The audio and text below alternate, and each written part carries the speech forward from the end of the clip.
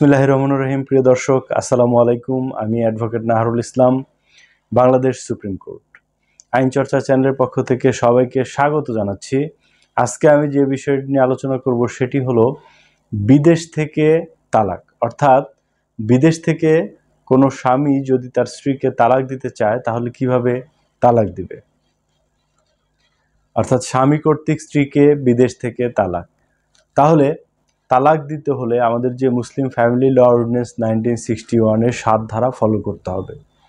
7 ধারা ফলো করেই কিন্তু তাকে তালাক দিতে হবে। একজন মানুষ তালাক দিতে হলে অবশ্যই যিনি নিকাহ রেজিস্ট্রার রয়েছেন, আমাদের যে মুসলিম ম্যারেজ অ্যান্ড ডিভোর্স অ্যাক্টের অনুসারে যিনি মুসলিম নিকাহ রেজিস্ট্রার, বিবাহ রেজিস্ট্রার, ওনার কাছে গিয়েই কিন্তু তালাকটাও রেজিস্ট্রি করতে হবে 1961-এর 7 ধারার বিধান মতে।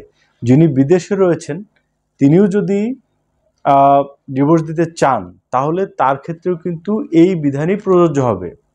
এই যে আমাদের মুসলিম ফ্যামিলি ল অর্ডিন্যান্সের যে 1961 সালের যে আইনটা, সেই আইনের 7 ধারার বিধান তাকেও ফলো করতে হচ্ছে। তাহলে বিদেশ থেকে কিভাবে সে ফলো করবে? আদৌ এটা সম্ভব কিনা? হ্যাঁ সম্ভব, তবে সেটা কিসের মাধ্যমে করতে হবে? তাকে একটা পাওয়ার অফ অ্যাটর্নি নিয়োগ করতে হবে।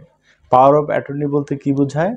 পাওয়ার অফ অ্যাটর্নি হলো আমাদের যে পাওয়ার অফ অ্যাটর্নি অ্যাক্ট রয়েছে, 2012 সালে একটি আইন রয়েছে, সেই আইনের 2-এর 1 ধারায় বলে দেওয়া আছে যে পাওয়ার অফ অ্যাটর্নি হচ্ছে বাংলা আমোক্তারনামা এমন একজন ব্যক্তি যিনি এই যে পাওয়ার অফ অ্যাটর্নি, এই দলিল মূলে যিনি পাওয়ার করছেন তার সপক্ষে যে কোনো কাজ করতে পারবেন, তাকে ক্ষমতা অর্পণ করা হলো। এক কথা বলতে গেলে যে ক্ষমতা অর্পণ, মানে যিনি পাওয়ার দিচ্ছেন, পাওয়ারের দাতা, পাওয়ার গ্রহীতাকে ক্ষমতা অর্পণ করছেন যে কোনো বিষয়ের জন্য হতে পারে।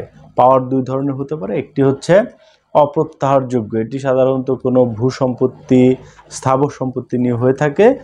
আর আরেকটি হচ্ছে যে সাধারণ আমোক্তারনামা বা জেনারেল পাওয়ার অফ অ্যাটর্নি, সাধারণ আমোক্তারনামা বলে থাকি।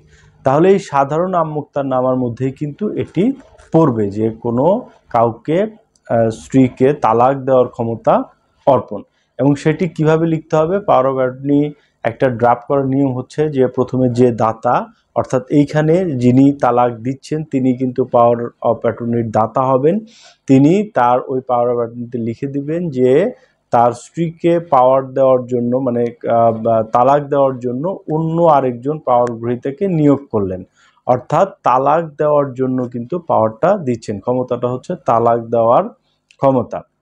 সেই ক্ষেত্রে যিনি পাওয়ার গ্রহীতা তিনি ওই যে মুসলিম ফ্যামিলি ল অর্ডিন্যান্সের যে 7 ধারার বিধান তিনি এটাকে কমপ্লিট করবেন। অর্থাৎ তিনি যদি দেশে থেকে যেটা করতেন তার কাজটাই পাওয়ার অফ অ্যাটর্নি করবেন।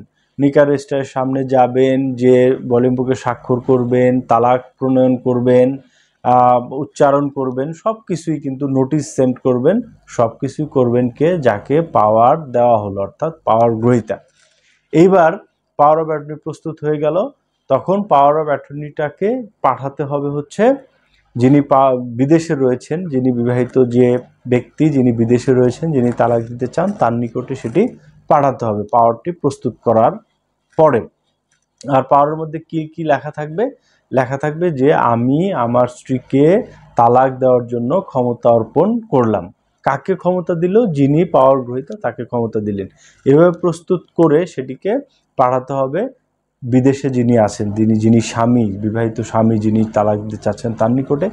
তিনি ওই পাওয়ার অফ অ্যাটর্নি প্রাপ্ত হওয়ার পরে ওই সংশ্লিষ্ট দেশের বাংলাদেশ হাই কমিশনার অথবা কনসুলেট জেনারেলের অফিস থেকে কি করবেন? তিনি সেটাকে প্রত্যয়ন করতে হবে, অথবা নোটারি পাবলিকের কাছে গিয়ে, ওই দেশের নোটারি পাবলিকের কাছে গিয়ে সেটাকে প্রত্যয়িত করে আমাদের দেশে যে ফরেন মিনিস্ট্রি তার মাধ্যমে পাঠাতে হবে। তার মাধ্যমে পাঠিয়ে দিবে। কোথায় পাঠিয়ে দিবে? এটা হচ্ছে তার জেলার, যিনি তালাক দিচ্ছেন তার জেলার ডিস্ট্রিক্ট কালেক্টর অফিসে পাঠাবেন।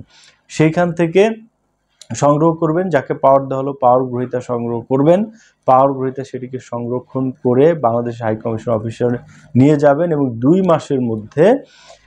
মাসের মধ্যে হচ্ছে আমাদের যে পররাষ্ট্র মন্ত্রণালয় রয়েছে সেখান থেকে সত্যায়িত হতে হবে।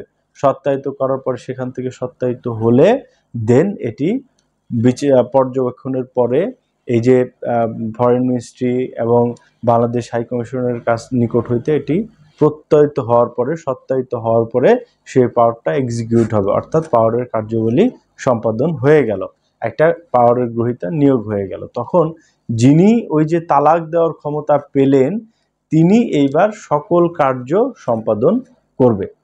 তবে এই যে পাওয়ার অফ অ্যাটর্নি যেটা, সেটা কিন্তু পাওয়ার অফ অ্যাটর্নি অ্যাক্টের 6-এর 1 এবং 2 অনুচ্ছেদে এটা কিন্তু বলে দেওয়া হয়েছে, এবং এখানে 1000 টাকা স্ট্যাম্প ব্যবহার করতে হবে। এটি স্ট্যাম্প অ্যাক্ট 1899 সালের প্রথম তফসিলে 48-এর বি অনুচ্ছেদ অনুযায়ী 1000 টাকা লাগবে পাওয়ারটি তৈরি করার জন্য। 1000 টাকা স্ট্যাম্পের উপরে পাওয়ারটি লিখতে হবে। তো যখন পাওয়ার কমপ্লিট হয়ে গেল, পাওয়ার গ্রহীতা যখন পাওয়ারটি পেলেন, তখন তিনি নিকার রেজিস্ট্রারের নিকট সেই পাওয়ার মূল্যে যাবেন এবং নিকার রেজিস্ট্রারের সামনে গিয়ে যিনি ডিভোর্স দিতে চাচ্ছেন, বিদেশে আছে, তার পক্ষে তিনি তালাক উচ্চারণ করবেন।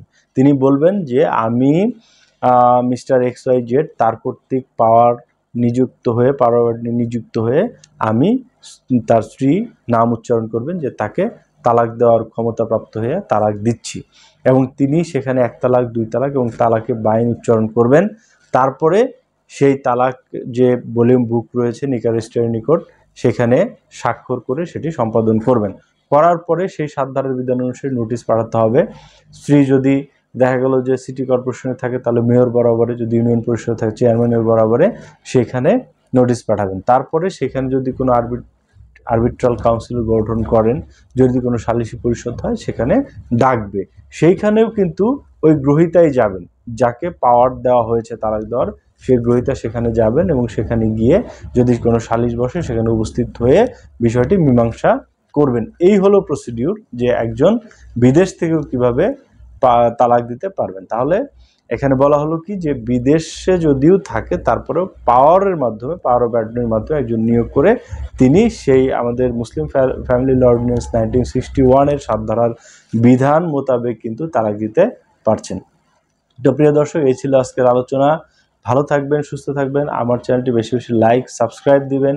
আর যদি আপনাদের আইনি কোনো জিজ্ঞাসা থাকে, কোনো কিছু জানতে চান, যে কোনো বিষয়ে আমাকে সরাসরি ফোন দিতে পারেন। ভালো থাকবেন, সুস্থ থাকবেন। আজকে এই পর্যন্তই। আল্লাহ হাফেজ।